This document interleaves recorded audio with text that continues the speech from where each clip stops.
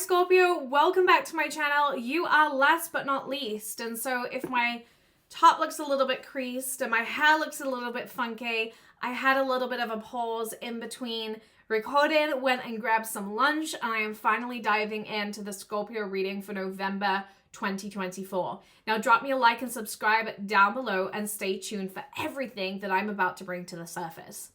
Now, Scorpio, when I read, I use a combination of astrology, energy, and connection with my intuition and my mediumship gifts. Now, as I'm leaning in right now, Scorpio, one of the biggest things coming to the surface is ask and you will be surprised at the answers. This feels like a very, very exciting opportunity for you right now. It feels like you're entering a period where you've come back into clarity. You're finally able to feel more of your vision materializing for your future, but you really do have to start speaking up for yourself, Scorpio, because when I'm looking at the energy right now, you go through periods where it's like you stop speaking up for yourself, you stop standing up for yourself and what it is that you need. And there's a lot coming through in regard to your schedule here. There's things that you sacrificed in the past, and it might just be things like getting your nails done, going for your hair doing, spending time going to exercise. You've sacrificed a lot at the greatest extent of other people. You've sacrificed time on your business for your full-time job. But now is a time where you are not here to sacrifice any longer.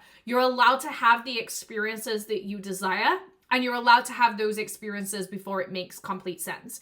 Meaning that financially, yes, it might be easier to save £30 than go for your nails doing. However, you deserve to feel good because you're giving so much to the other opportunities around you.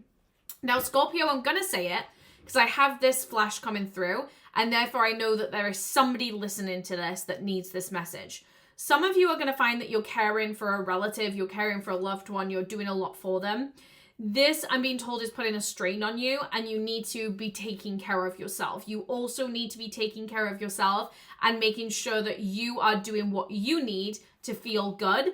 If you're not taking care of an elderly relative, it might just look like taking care of your children, running the household, doing a lot for the people around you, and really needing to make sure that you're filling up your cup and you're being taken care of. Now, energetically, this feels like less focus on the things that you want in your life, less focus on the external, more focus on filling up your cup. You've forgotten your identity a little bit. You've just been drowned with the everyday existence that you've forgotten your identity a little bit. And right now, your identity is going to be what builds this next chapter of your life and brings you back into a state of personal satisfaction. And so explore who you are in this season. Explore who you want to be. Explore what the chapters of your life get to look like. But do be prioritizing time for yourself time and time and time and time again, because this needs to be a habit in your everyday existence. It does feel like a reminder that you can't always build all areas of your life at the same time.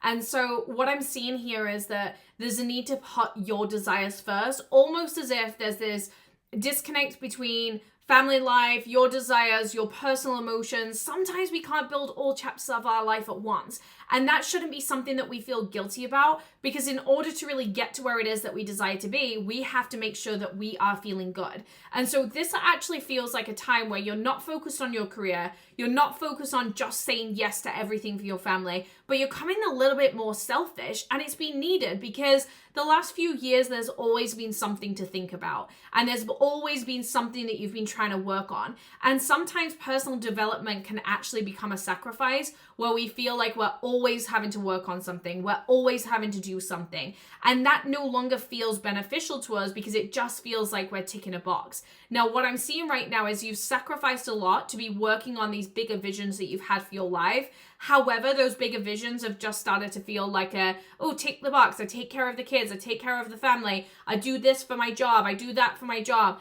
At the end of the day, that doesn't feel good. You need to be connecting with your personal passion because you've forgotten what it's like to have fun.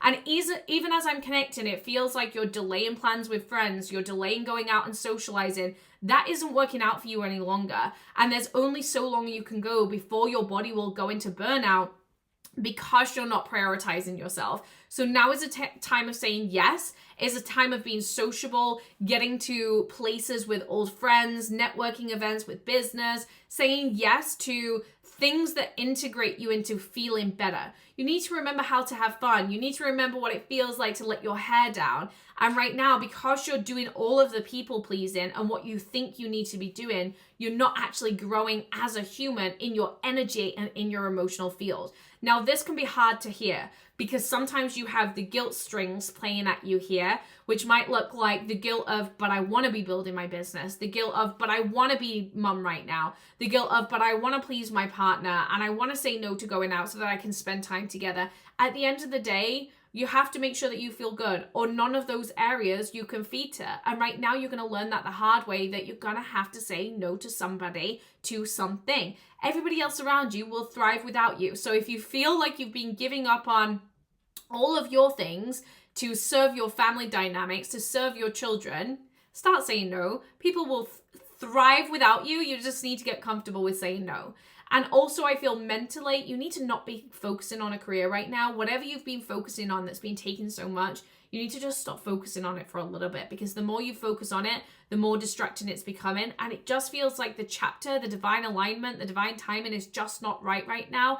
And that's okay. There's nothing wrong with admitting that. Sometimes we need to go back to the drawing board and understand, okay, what is the clarity of my life moving forward? So this does feel like a back to the drawing board moment for you, a back to figuring things out. And in order to figure things out, you have to be in the best possible state. And to be in the best possible state, you need to be spending time giving yourself what it is that you need to feel connected, to feel flourished, to feel valued inside of your own identity.